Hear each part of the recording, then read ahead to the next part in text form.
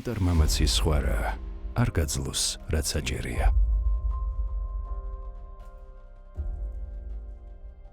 არ გაჩერდე, როცა დაიღლები, გაჩერდი, როცა მორჩები.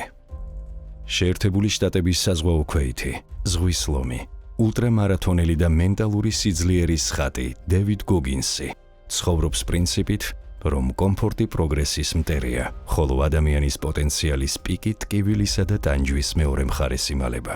მისთვის არ არსებობს ცუდი გენეტიკა, მძიმე ბავშვობა ან უსიამოვნო გარემოებები, როგორც საბაბი. არსებობს მხოლოდ შინაგანი ხმა, რომელიც გეუბნება, რომ დანებდე. ხმა, რომელიც გოგინსის აზრით, მუდმივად უნდა გააჩუმო და დაამარცხო. სწორედ ამ რკინისებურ ფილოსოფიას უზიარებს ის მილიონობით ადამიანს თავის წიგნებსა და გამოსვლებში. დევიდ გოგინსი.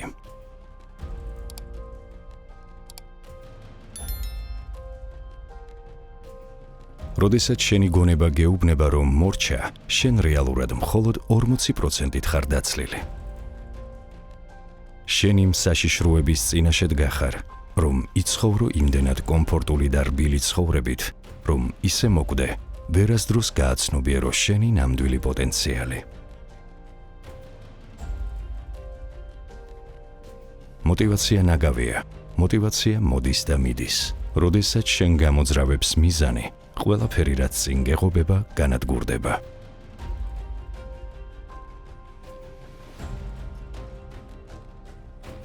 იყავი გამორჩეულ ადამიანებს შორის. დაუნდობელი თვითდისციპლინაა საჭირო იმისთვის, რომ ტანჯვა შენი დღის გრაფიკში ყოველდღე ჩასვა.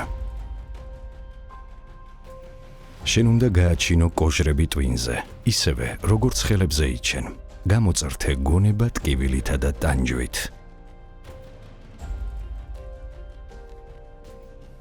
ყველაზე მნიშვნელოვანი საუბარი ისაა, რომელსაც საკუთარ თავთან მართავ.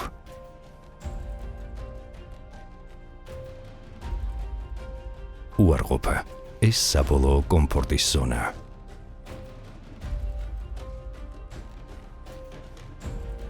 ყველას თავისი პრობლემების ჯადოსნური გადაწყვეტა უნდა, მაგრამ არავის სურს სარკეში ჩახედვა.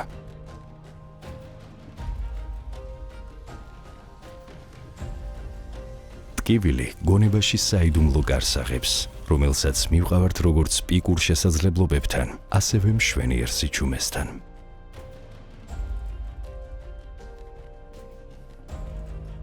მე ნიჭიერი არ ვარ, მე უბრალოდ შეპყრობილი ვარ.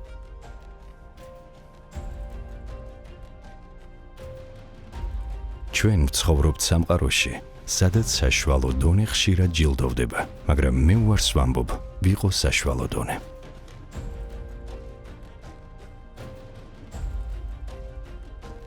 როდესაც ჯოჯოხეთს გავდივარ, ჩემს გონებაში ნამცხრების ქილაში ვიხედები და ვიხსენებ ყველა იმ სირთულეს, რომელიც უკვე გადავლახე. ეს მახსენებს თუ ვინ ვარ სინამდვილეში.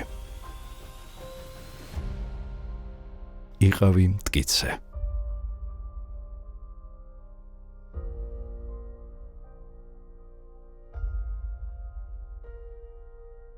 მოიწონე და გამოიწერე ჩვენი არხი. ერთად დავეხმაროთ ადამიანებს შეცვალონ საკუთარი სამყარო. შენ ხარ მნიშვნელოვანი.